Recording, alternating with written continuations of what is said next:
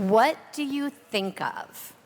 What images come to your mind when I say the word fearless? Now, this is an idea we're all familiar with, but fearlessness has been one of the most misunderstood, mischaracterized, and misdefined words in our language. And yet, it is one of the most profoundly important concepts to understand, because I believe all success springs from a platform of fearlessness. In the late 1980s, when I was just 19 years old, I climbed into the back of a 4-seater Cessna airplane with 3 of my friends in San Diego, California. Our buddy Kyle had recently gotten his pilot's license, and he was allowed to borrow small planes from the airfield where he worked. So we planned a fun day trip to Catalina, an island just off the coast of Southern California. When the day came and the propellers sputtered to life and then we were barreling down the runway for takeoff, I remember feeling exhilarated and free and so grateful to be on this adventure.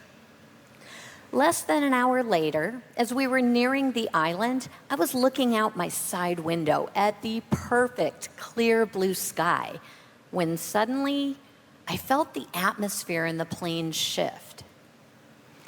Now, nothing obvious had happened, but in my gut, I just suddenly knew something was wrong. I turned to look up front, and I saw the 2 guys huddled over the instrument panel, and Kyle was talking frantically on the radio. Apparently, our landing gear was down, but the little light that indicated it was locked in place was not lit up. My mind started to race. This meant we had to prepare for the very real possibility that our landing gear was going to crumple under the plane when we hit the ground. I started thinking, is this it?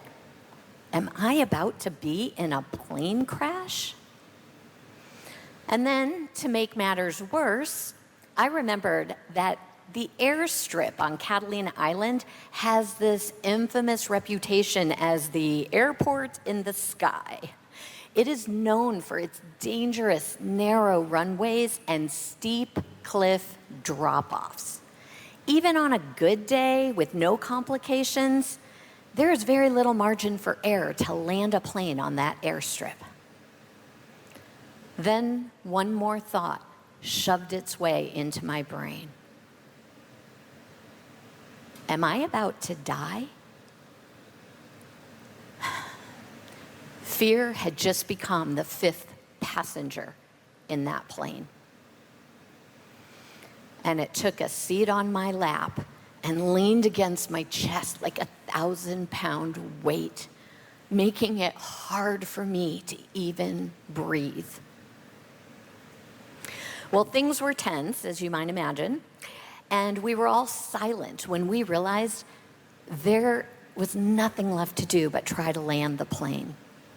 Now, Kyle's inexperience as a pilot showed when not quite sure what to expect, he miscalculated and landed us so hard our teeth rattled. But thankfully, our gear held. The crisis did not materialize. The worst did not happen. Relief and gratitude flooded through me. But as I stepped out onto that tarmac, that unwelcome 5th passenger exited the plane with me. Fear draped a heavy, shadowy arm across my shoulders and began whispering in my ear. And for the next 20 years, fear would bully me into believing I had no choice but to let it have an active voice in every decision I made. I didn't know it at the time, but I signed a contract with fear that day, and it read something like this: aviophobia, which is the fancy technical name for fear of flying, aviophobia will keep you, Sandy, safe from feelings of uncertainty, from the discomfort of adrenaline shooting through your body, and from the dread you feel when you even think about getting on a plane. And in exchange for this, you give up to me your free will. Don't even think about flying in the future. In fact, just be afraid of anything that goes too high or too fast or backwards. Stay off of roller coasters, avoid bridges, and for good measure, don't even go up in high buildings. Fear said, just be afraid. Don't take any chances. Put me in control and I'll keep you safe. When I say it out loud now, I get it. It sounds a little crazy. But believe me, so many people enter into these bogus contracts with fear. And in my years of studying this topic, I have come to believe nobody is exempt. In my career as a business consultant and an executive advisor, I've also come to learn firsthand that even super successful, high-performing people can be manipulated into signing contracts with fear. And once one fear is allowed in, it opens the floodgates to all kinds of fears to try to move in and take over your life. But I have some great news for you today. You have the ability to break your contract with fear at any time by acknowledging one simple truth. Fear has no power to keep you safe. I spent much of my life being intimidated by and controlled by fear. And when I could no longer hide those fears from the world, when it became miserable to go on even one more day with fear in charge of my life, I embarked on a desperate quest to find out if there was any way to overcome fear once and for all. That quest became an amazing 20-year journey. And along the way, I learned some incredible, life-changing truths. One of the most important is this: fear is a liar. Fear is a liar. Fear wants you to believe it's keeping you safe, but fear can only ever keep you small. You see, fear makes everything smaller. It contracts, it restricts, it self-protects, even when there's no actual threat, just an imagined threat in your mind because of the lies that fear is telling you. And in fact, it's not fear's job to keep you safe. That is actually the job of wisdom. Fear masquerades as wisdom all the time. Whenever you hear someone say, well, I just have a healthy fear of fill in the blank, you know they have been duped into mistaking fear for wisdom because there is no such thing as a healthy fear. Now, you were born with some amazing instincts designed to keep you safe, but you were not born with any fear.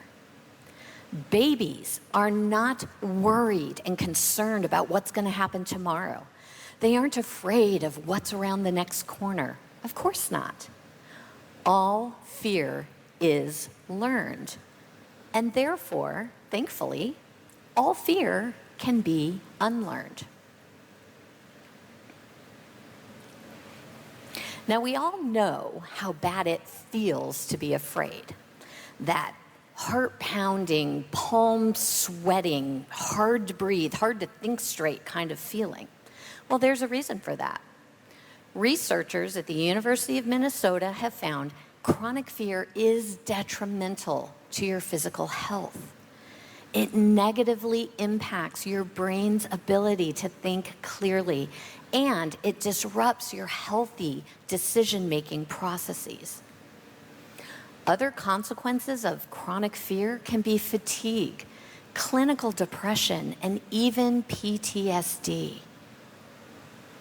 Make no mistake, all fear is bad. And on a subconscious level, we know fear is bad because when we feel afraid, we try to hide those fears from the world. And instead, we do something else. We muster up courage. Courage means facing your fear. It means doing something, taking action, even though you feel afraid. But think about it for a minute. Taking consistent, fearful action is not actually a sustainable long-term strategy. By definition, then, living courageously means living with fear as an acceptable part of your process. It makes room for fear instead of kicking fear to the curb where it belongs. Don't get me wrong, I love courage. Courage is important. There are brief moments in our life when we do need to stir it up, to push ourselves out of our comfort zone. But courage cannot be our end game. Even the Bible promotes fearlessness over courage. In Scripture, courage is mentioned about 115 times, but the Bible proclaims fear not 365 times, more than 3 times as often.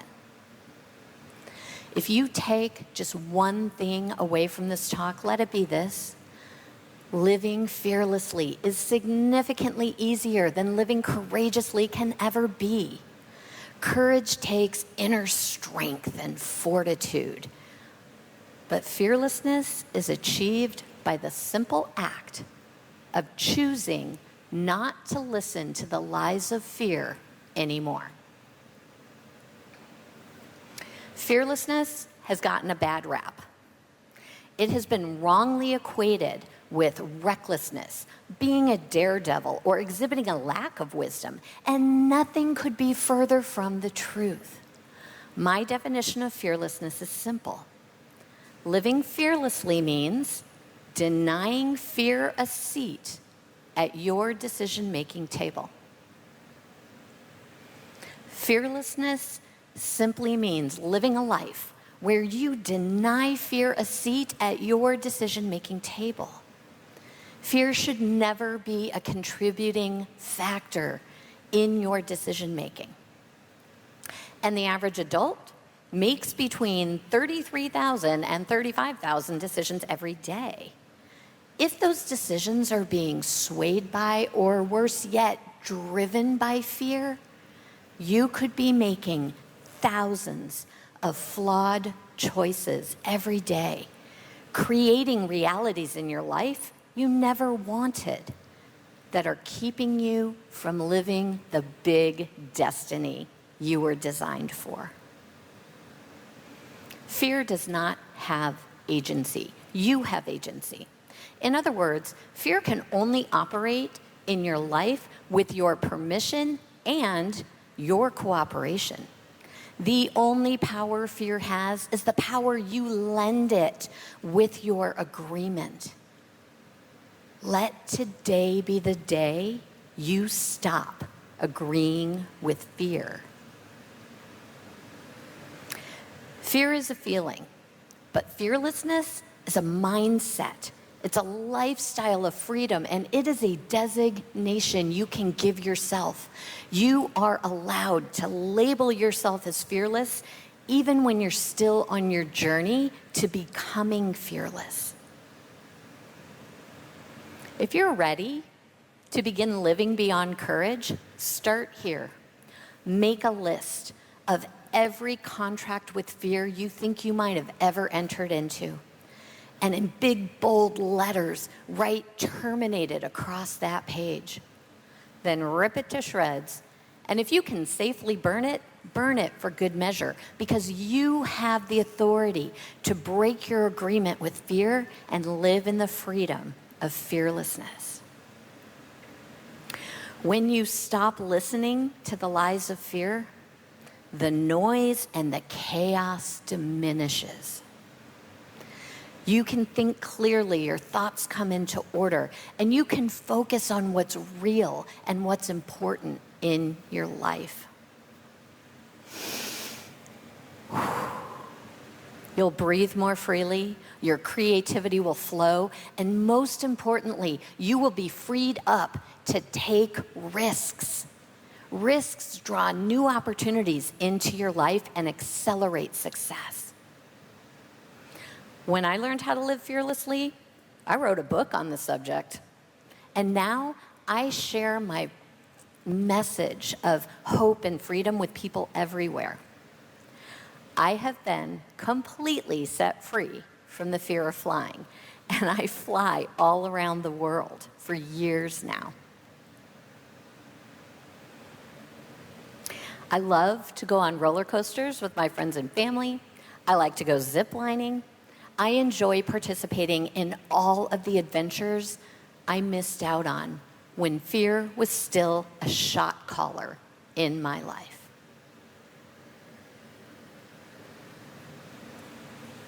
Remember, you were not born with any fear, so it is your birthright to live and to lead fearlessly. Thank you.